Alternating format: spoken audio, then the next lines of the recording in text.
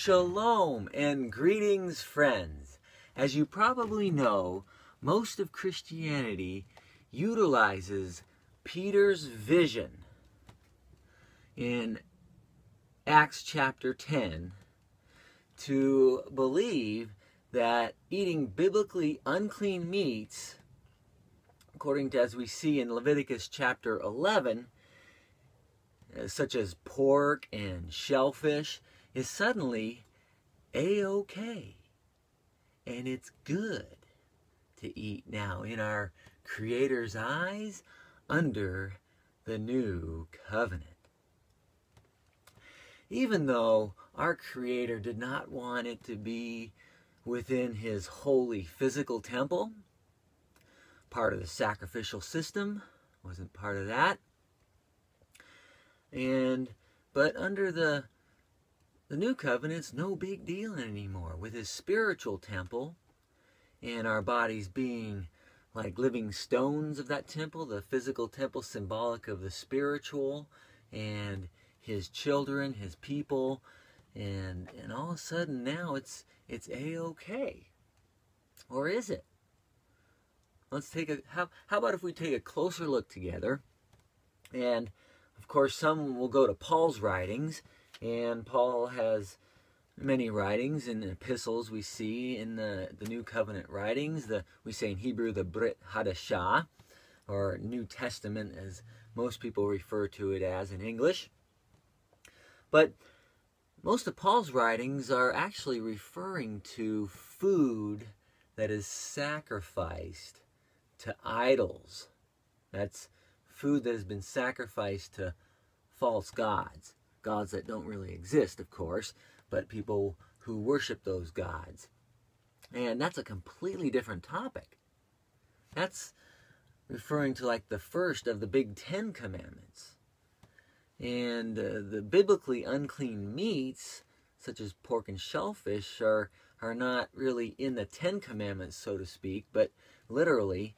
But, you know, we see them listed in Leviticus chapter 11 as additional, as offshoots, as we see the commandments will offshoot, and they're all about loving either Him or also each other, our neighbor, and also ourselves, as we strive to be part of Him and one with Him and our Creator and one with each other.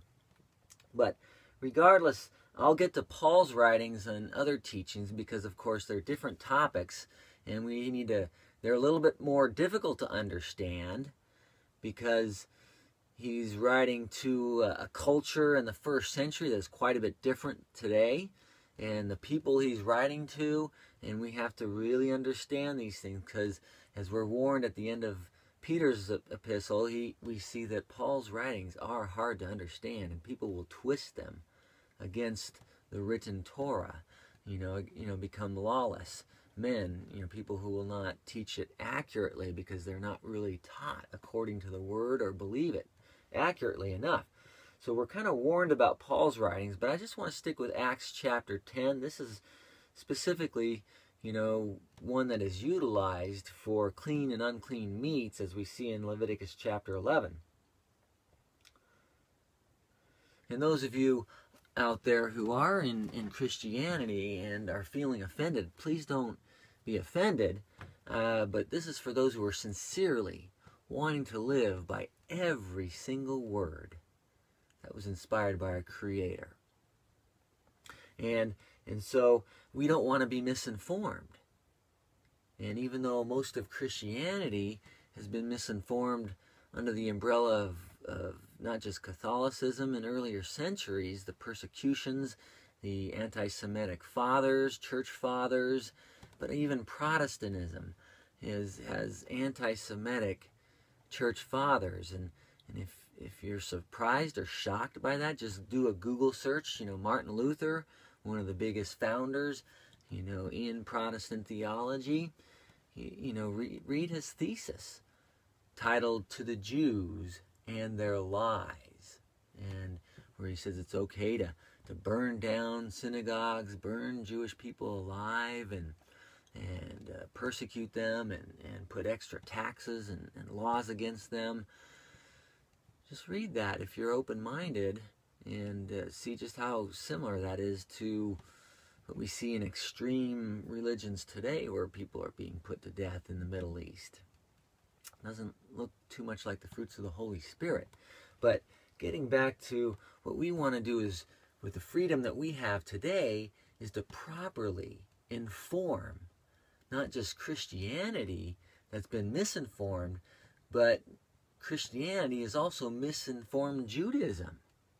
And so sincere believers within Judaism, when they hear about this Jesus and these anti-Torah doctrines of the written Torah, I'm not talking about the oral, I'm talking about the written, the writings of Moses and the commandments that our Creator gave him to write down, we need to understand and not misinform them.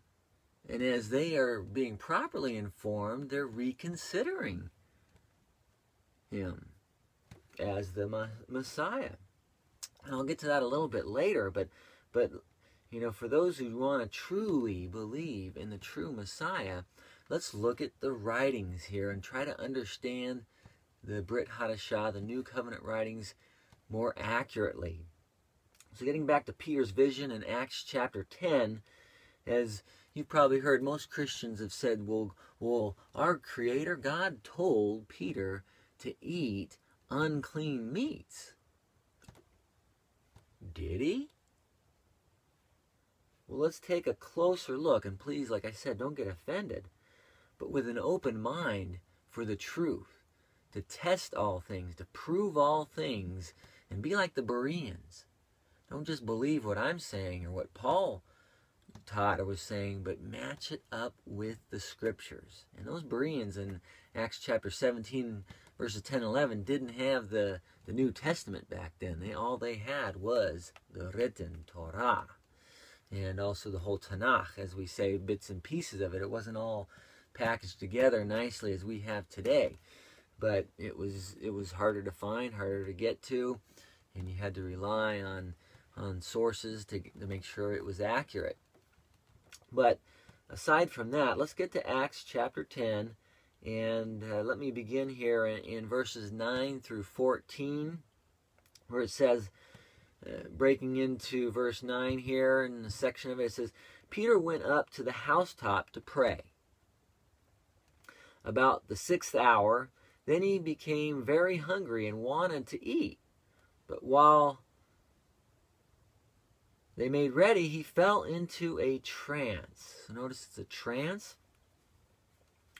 And saw heaven open up, and an object like a great sheet bound in 4 corners descending to him and let down onto the earth. In it were all kinds of 4-footed animals, wild beasts, creeping things, and birds of the air. And it says, a voice came to him saying, Rise up, Peter, kill and eat. Okay, well, it says a voice from heaven came down. So Peter said, Not so, Lord, for I have never eaten anything that is common or unclean. So because he says Lord here, people think that, well, it's God speaking to him. It sure sounds like it when we take this out of context. And what we'll see if we back up to verses 3 and 4 here, referring to Cornelius. Notice this. It says, in the 9th hour of the day, he saw clearly in a vision, this is Cornelius, an angel of God, of the Creator here, coming down in and saying to him, Cornelius. And when he observed him, he was afraid and said, What is it, Lord? Even Cornelius called this angel Lord. And it's very clearly that he's speaking to an angel here. Now the word Lord doesn't always mean Adonai or the Creator, the Almighty. In Old English, people called other humans Lord, like Lord Cunningham. Yes, Sir Charles, let's have a cup of tea. might, or if you're down in Australia even, the word Lord, the words sir and mister, they all go back to referring to respectful titles for fellow people, or respecting authority, respecting the person's rank or level of lordship, or sir or mister. Master is also kind of a synonymous word that goes back to the origins. And not that you're calling somebody a god or a lord. So we have to understand that in the context we see that even Cornelius calls this angel a lord, and he's not corrected for doing so. And so he said to him, your prayers and your alms have come up for a memorial before the Creator. So this is what the angel tells him. So we have some evidence here that it wasn't actually God who spoke to Peter and telling him to eat these unclean meats. That's a point number one. But before we continue in the next point, notice a difference. Notice Abraham.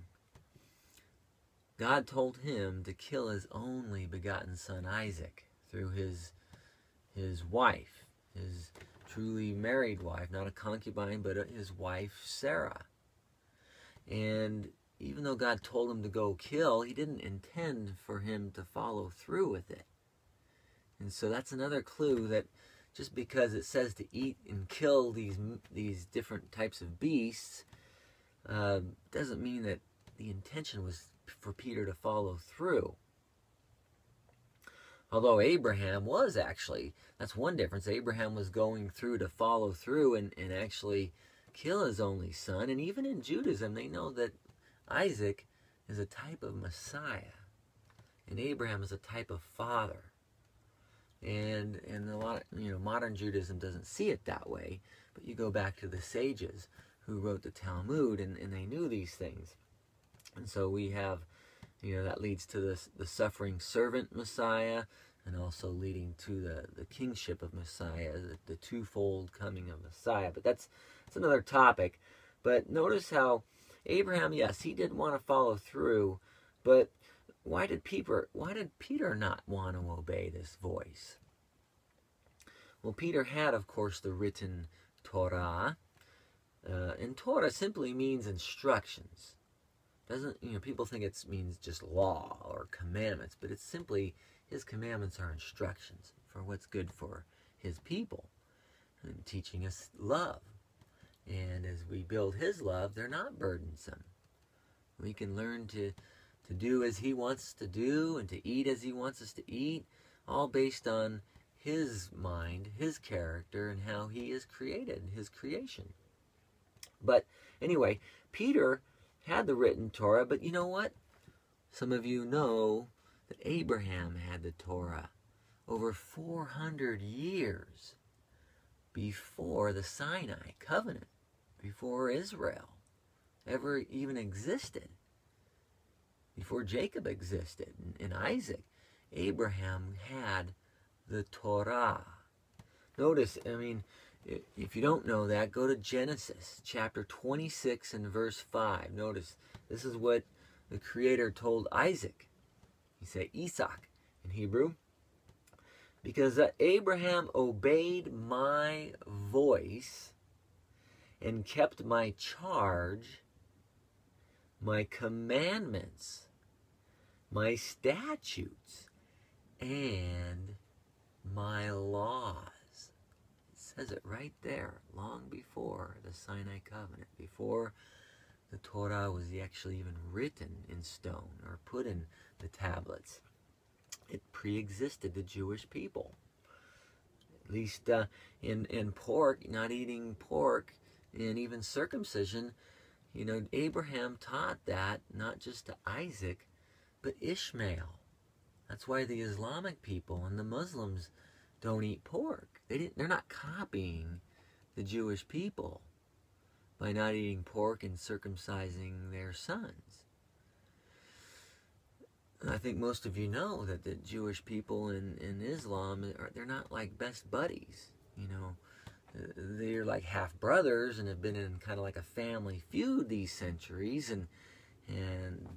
but we need to understand that Abraham taught certain things that have continued to this day, that pre-existed the Sinai covenant, or what most people refer to as the Old Covenant. So let's understand that. But so yes, Abraham had the Torah, Peter had it written down, but a couple differences between Peter and Abraham here that we need to take note of before we continue is Peter had many examples in the Tanakh, as we call the Tanakh, the Torah, and also the prophets and the writings. We have, many visions and dreams that are not always to be taken literally. And so he had plenty of examples in other men that existed long, and faithful people long after Abraham and even the Sinai covenant. We see a lot of people having visions and dreams that are not to be taken literally. And so we need to understand that with Peter's vision. Be careful about taking it literally, because embedded in a lot of these visions are symbolic meanings where you're not to take them literally. That's point number one in difference between Peter and Abraham and what was told for them to do that was against his commandments. Point number two is God, the Creator, did speak to Abraham. As far as we know, it wasn't an angel that told him to go kill his son, Isaac. But it wasn't a vision or a dream. So it was something that was told to him. Abraham knew that this was not just some symbolic thing, that he actually had to follow through with it if he was going to be faithful and obedient, because faithfulness and obedience go hand in hand. You can't have one without the other. Even though many people disagree with that, that's simply what the scriptures reveal. So, but with Peter, we see him having an angelic voice who spoke to him in a trance-like dream, or a vision, I should say. Vision, and in a trance-like vision, not like what was spoken to Abraham. That's another little difference, a little clue why Peter rejected and didn't follow through and try to eat unclean animals. He knew the Creator well enough. With a little bit of a detective work, like I mentioned, we can see that even with Cornelius, that just because he calls him Lord doesn't mean it's the God and the Creator that he's speaking to directly. Although angels do represent the Creator at times, and they can be representing him. We see Moses speaking to the bush, and the Creator speaking to him, and then it'll say kind of like an angel was speaking in the bush, and also Jacob.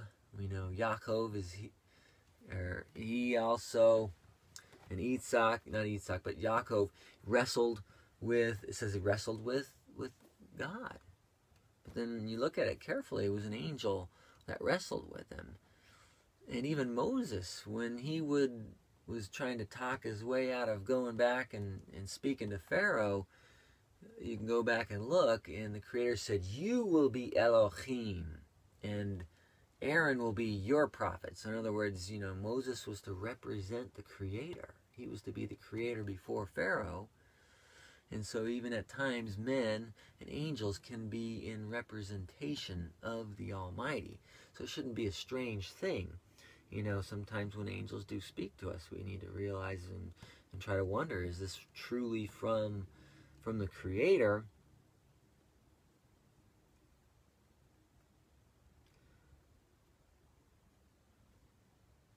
But, as John says in 1 John 4, verse 1, he said, "Beloved, do not believe every spirit."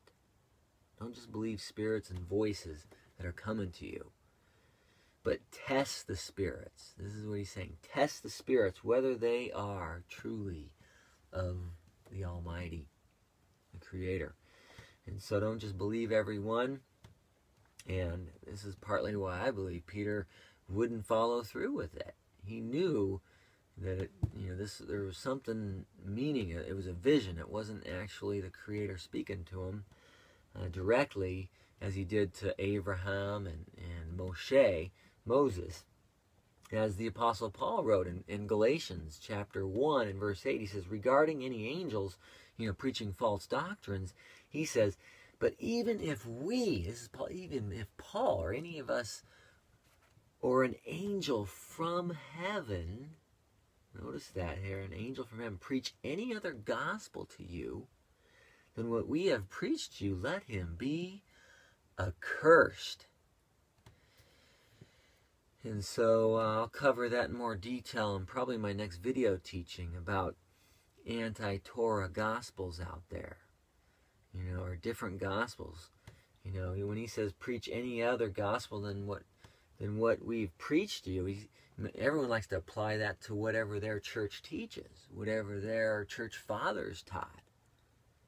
But we'll go into that in another teaching, that Paul is referring to anti-Torah gospels are truly what is different from what they were teaching in the first century.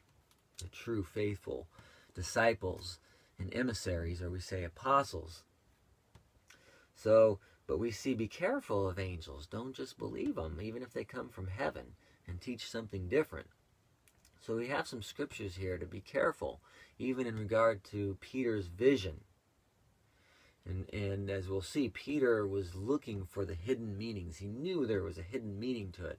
But before we get to that, just as further proof, and hopefully you're not offended, you're willing to continue listening here, to show that visions are not to be taken literally all the time, we can go to even a Babylonian king, Nebuchadnezzar, knew better than to take his dreams and even his visions too literally. As Daniel assured him in Daniel chapter 2 and verse 28, he says here, but there is a Yah in heaven who reveals secrets. Notice that. He's got secrets he has made known to King Nebuchadnezzar that will be in the latter days. He says, your dream and the visions of your head upon your bed were these. And so the king knew that he needed someone to interpret the visions as well as the dream. And even the greatest sorcerers in his kingdom couldn't do it. And as you know the story, that's how Daniel rose up to second in command in his kingdom. And even Joseph, with the Pharaoh, how he got in second command as well.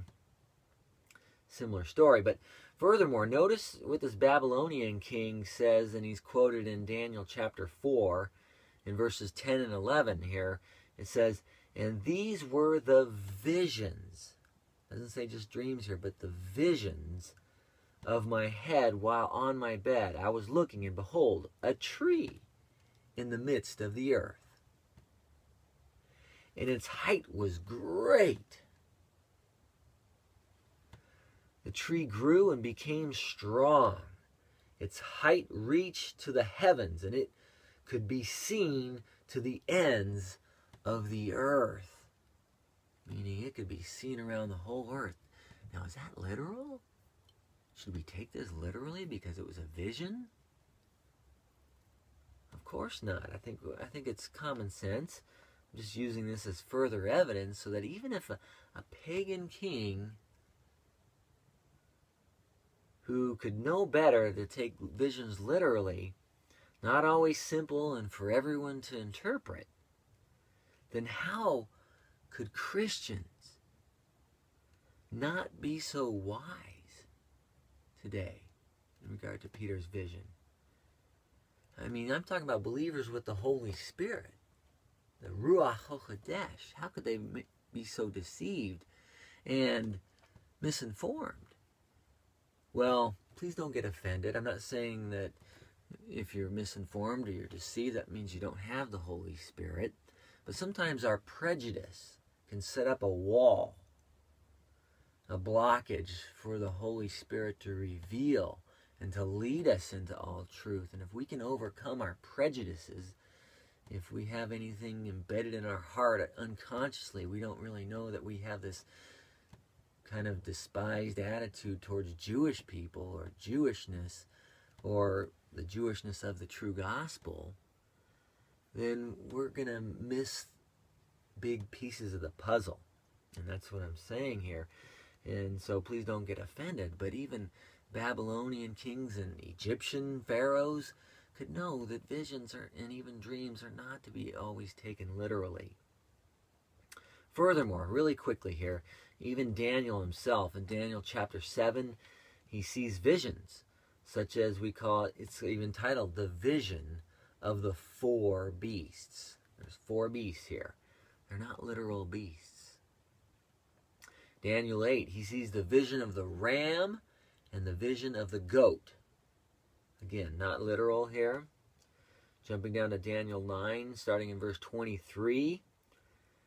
And we see Gabriel. Here we see an angel speaking to Daniel, and it says here, "At the beginning of your supplications, and the command went out, and I have come to tell you, for you are greatly beloved. Therefore, consider the matter." So even Daniel just didn't quite understand what it meant here. He says, "And understand the vision." And here Daniel had this vision again of 70 weeks are determined for your people and for the holy city to finish the transgression. Now, theologians for centuries have not taken this literally, and even debate, not on the first 69 weeks.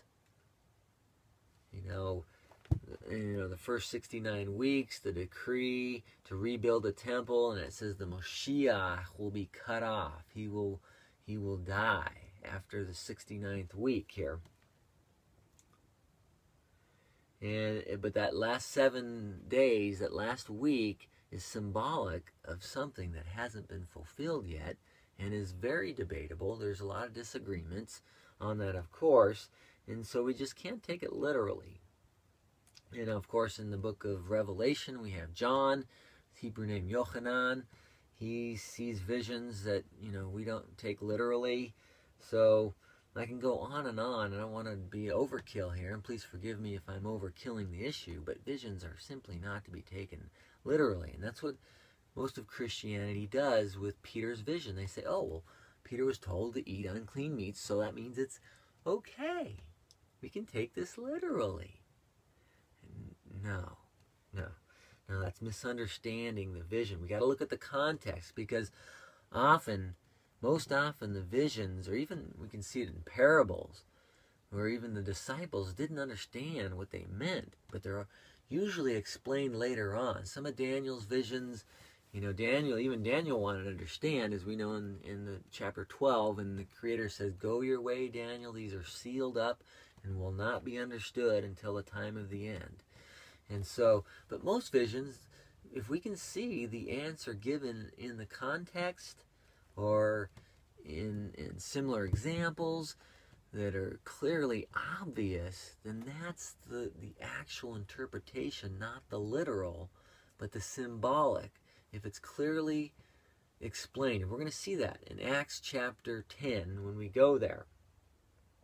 And before we do, let me just say real quickly with 2 quick points here, that Peter was given this vision because he was too stuck on the oral law, which was a law we'll see here that was, we see later on even in the writings, where he was not willing to eat with Gentiles. That it was in the oral law, in the oral Torah in the first century, that Jewish people would not be seen eating or actually eating with unclean people, or Gentiles, the goims.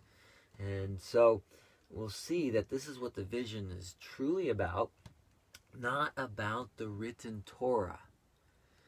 This vision sounds like it's about the written Torah involving commandments, but it's actually not at all. We'll see this clearly if you'll continue with me here. That's point number 2, that it's not even about the written Torah, the meaning behind this vision. And before we dive right into that, let me just say that the same Torah, the written Torah, was always intended for not just the Jewish people, but for the Gentiles, the nations also.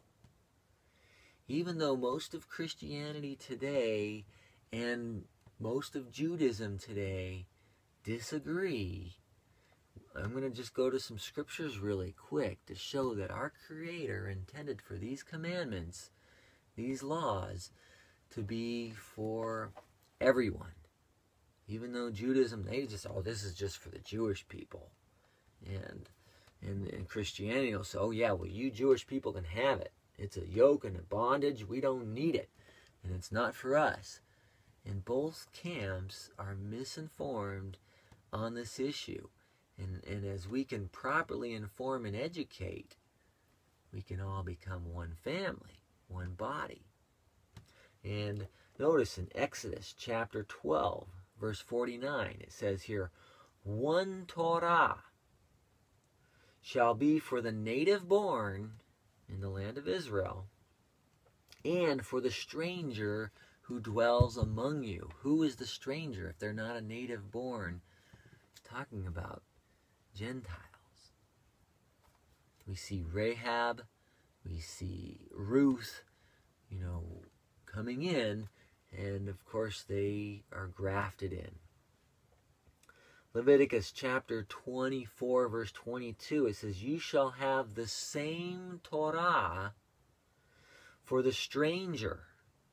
Notice this, not the Israelite or the Jew, but the stranger, and for one from your own country. For I am, it's got the Yud He Vav He, the holy name, your Elohim. Numbers, here's another one. Numbers chapter 15, verse 16, it says, one Torah and one custom shall be for you and for the stranger who dwells with you.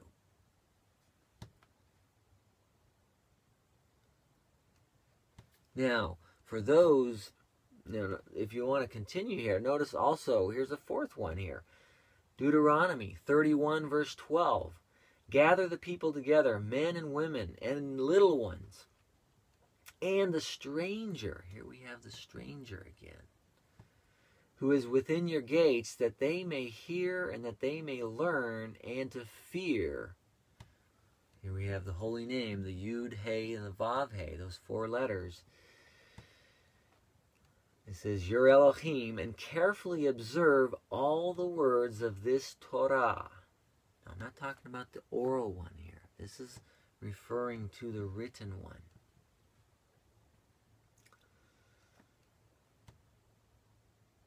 Now notice here, getting into the prophecies even of the Moshiach. Here, Isaiah 11, verse 10, it says, and in that day there shall be a root of Jesse. We know that he will come from Jesse, David, his son, that the Moshiach will come from the line of David,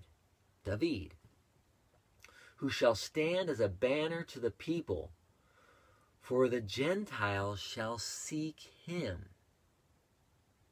Not just the Jewish people, but the Gentiles. And his resting place shall be glorious. And jumping to chapter 42, verse 1, it says, behold, my servant, whom I uphold, the elect one, in whom my soul delights.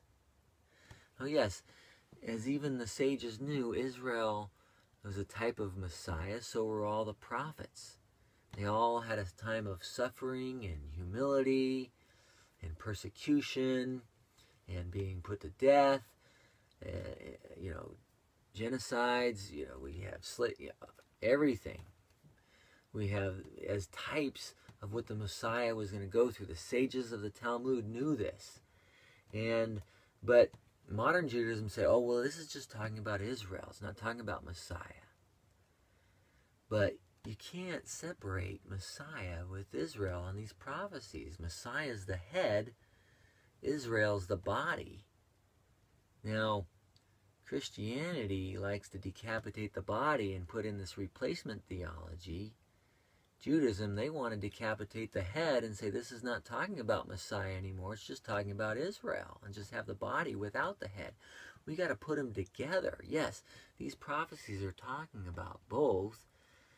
The greater is the Moshiach, of course.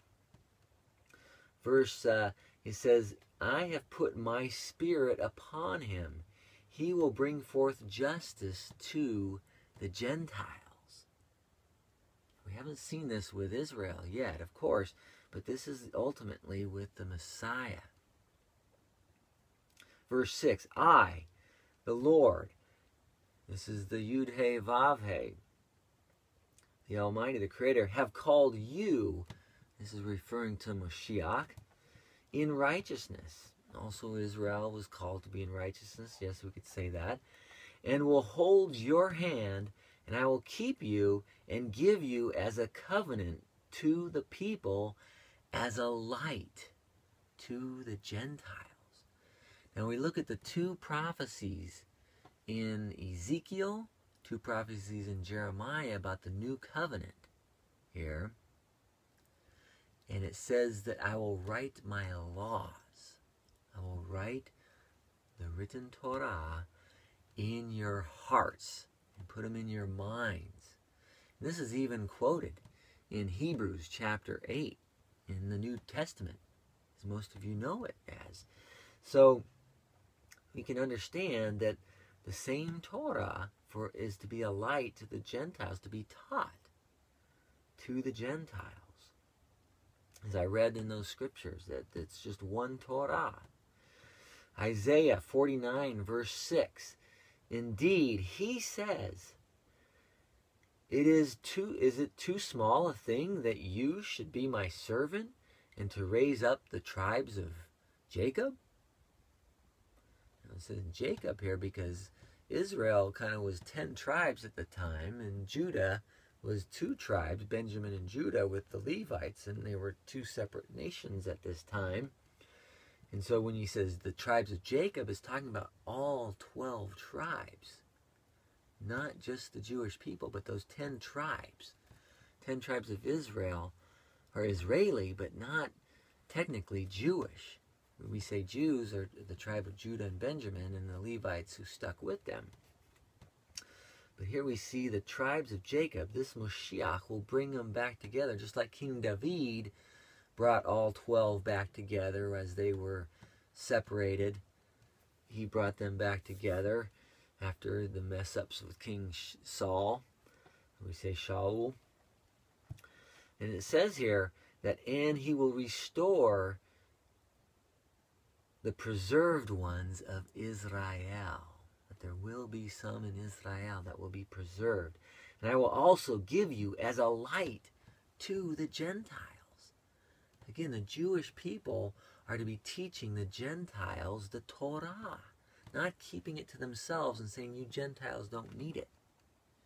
And it's just for the Jewish people, or just for the land of Israel only. That's hogwash. Pun intended, of course. And it says there that you should be my salvation to the ends of the earth. Ultimately, the Mashiach will be a light to the Gentiles. He'll be teaching the Torah. I mean, you go to Matthew chapter 5, right around verse 17, he says, do not think that I came to make void the Torah. I did not come to make void the Torah. I came to fulfill it, yes. He says, until heaven and earth pass away, not even one jot or tittle, one striking letter of the written Torah will fail or to be abolished. He says, those who teach the least of these commandments will be called great in the kingdom. Those who do not do them and teach them will be called least. So we need to see that the Mashiach will teach the written Torah. He'll teach it more expound. He'll magnify it, as it says in Psalms there. Also as well, not abolish it.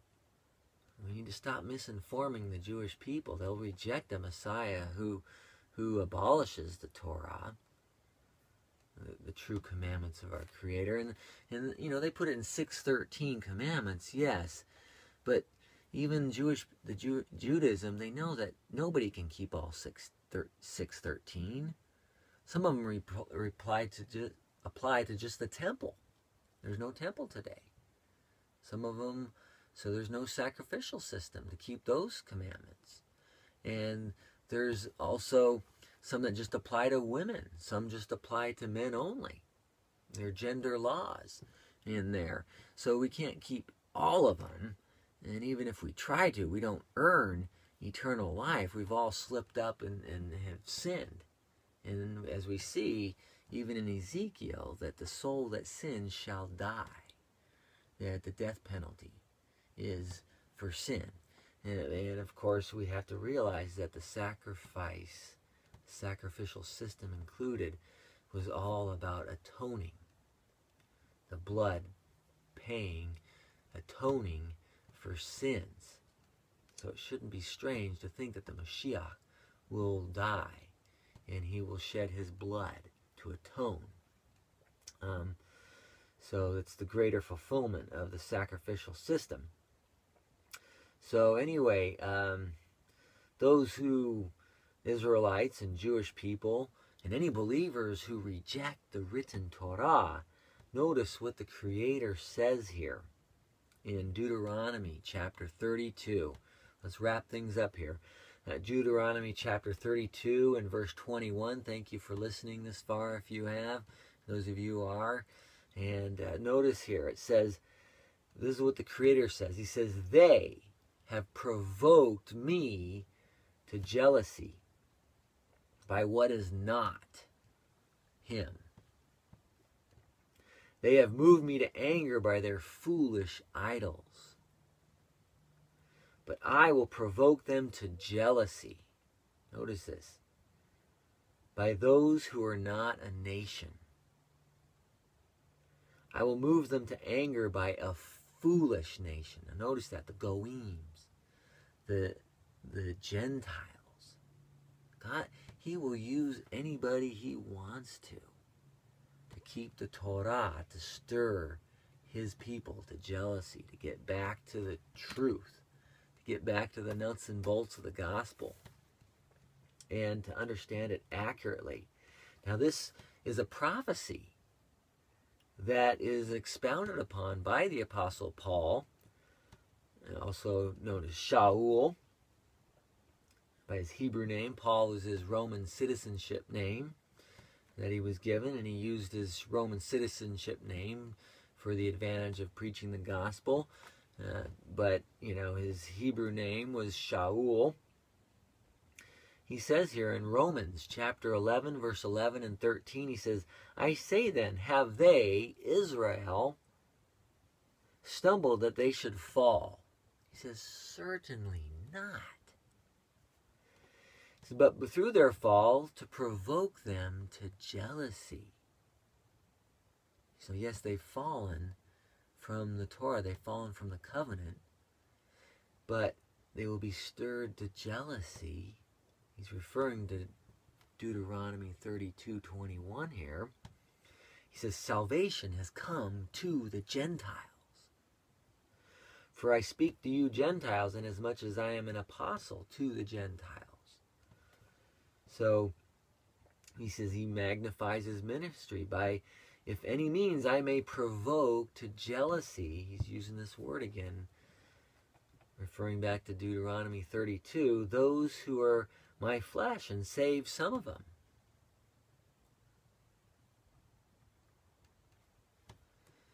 So Israel, the Jewish people, cannot be, especially the religious ones, cannot be provoked to jealousy by those who are abolishing the Torah, or doing away with it, or misrepresenting the written Torah in any way. You're going to misrepresent your faith. The faith that's being spoken of here in Romans 11. The holy tree. He says the Gentiles need to be taken off the wild trees and grafted back into that same old holy tree. He says in Romans 2 that, you know, you're a Jew inwardly if you keep these commandments. We are to become Israel. When you understand Romans chapter 11 accurately, you know, by keeping the Torah more accurately, how to keep even the Sabbath more accurately, and not abolish it or change it or do away with it. I mean, how could Israel be provoked to jealousy by anti-Torah, Sunday keeping, and pork eaters? That's not going to stir him to jealousy and get him to get back to him and back to his Torah. Now, for those of you who still think that eating pork is okay and it's healthy, just do a Google search for brain-eating worms in pork. And people are like, oh, well, that's if pork's not cooked enough.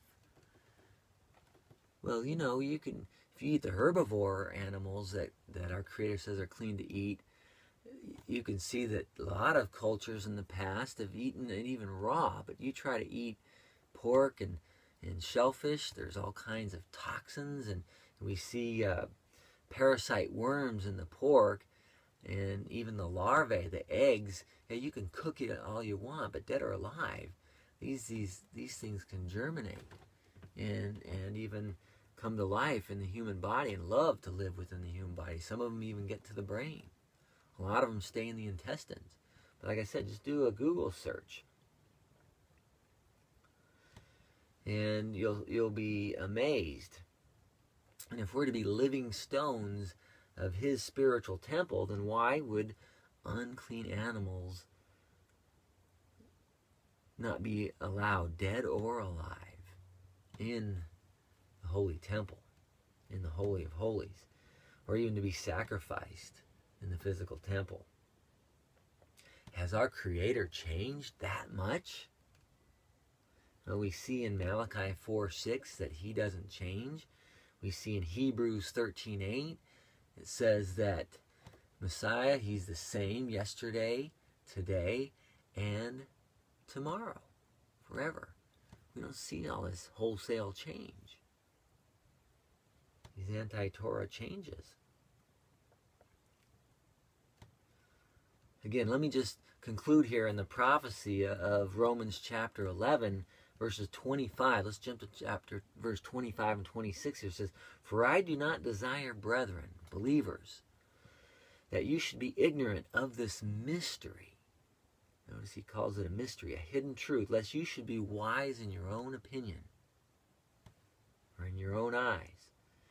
The blindness has in part happened to Israel until the fullness of the Gentiles have come in. Come into what? Anti-Torah doctrines? And he says, and so all Israel will be saved, as it is written. It says it right there, verse 26 of Romans 11.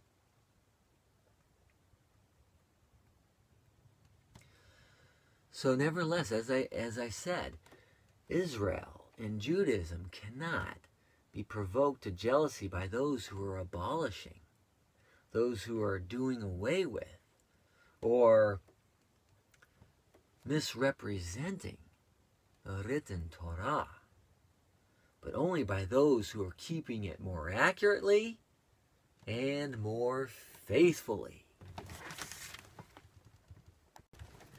Let me continue here. You know what? I forgot to finish with Acts chapter 10. Somehow I skipped that on my notes. So let's continue here on Peter's vision. The answer to his vision that's not to be taken literally is right here. So notice this.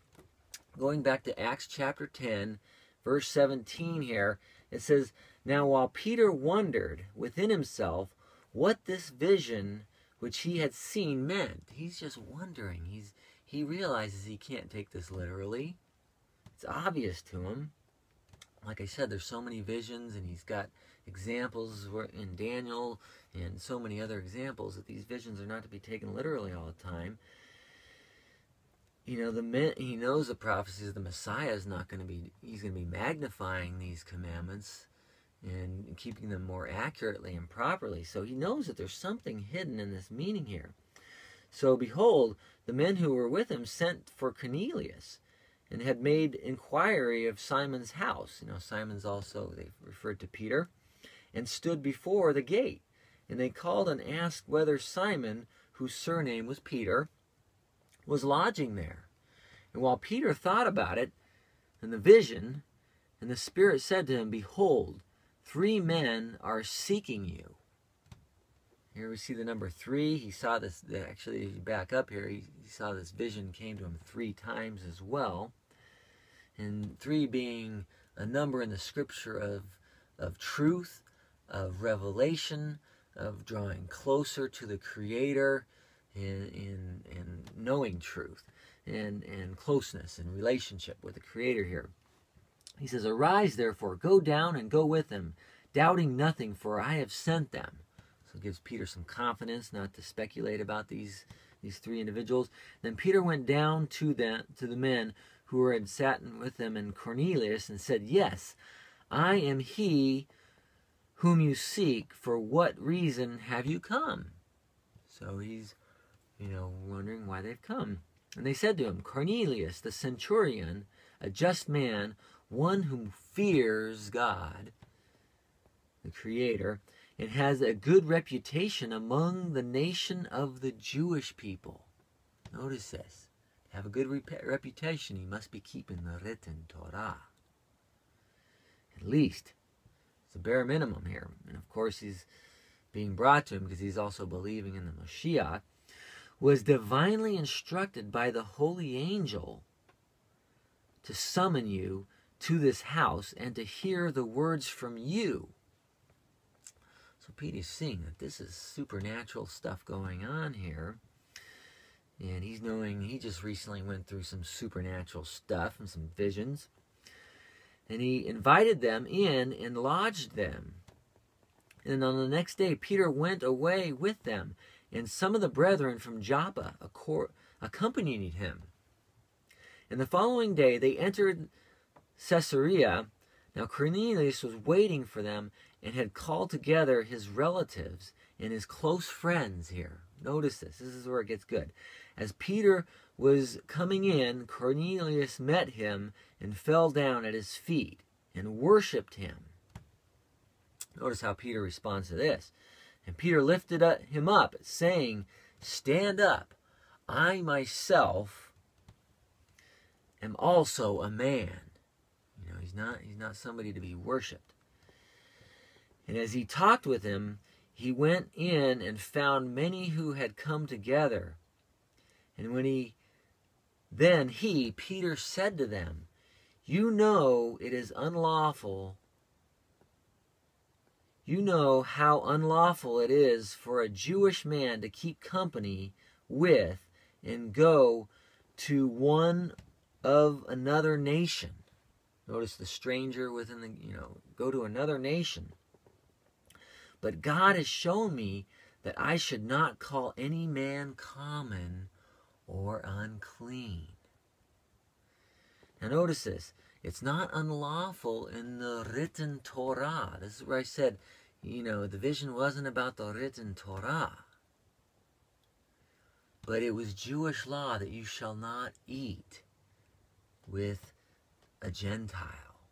If it is in the Torah, show me. Someone out there, if I'm wrong, please show me. But as I showed you in the earlier scriptures, the Torah is they allowed the Gentiles to come in and dwell among them, and they would eat among them. It only says they weren't to eat of the Passover lamb if they were uncircumcised, but everything else they were to keep the feasts, the Sabbaths, and the laws and the statutes, and what was applying to them. But we notice that Peter is pointing out here that he was realizing that God was telling him not to call any man common or unclean. It's not about food. It's not about pork or shellfish or any of the animals that are unclean. Anything. He's realizing the vision wasn't literal, but this is the actual meaning of the vision. Therefore, it says here, Peter saying, I came without objection as soon as I was sent for you.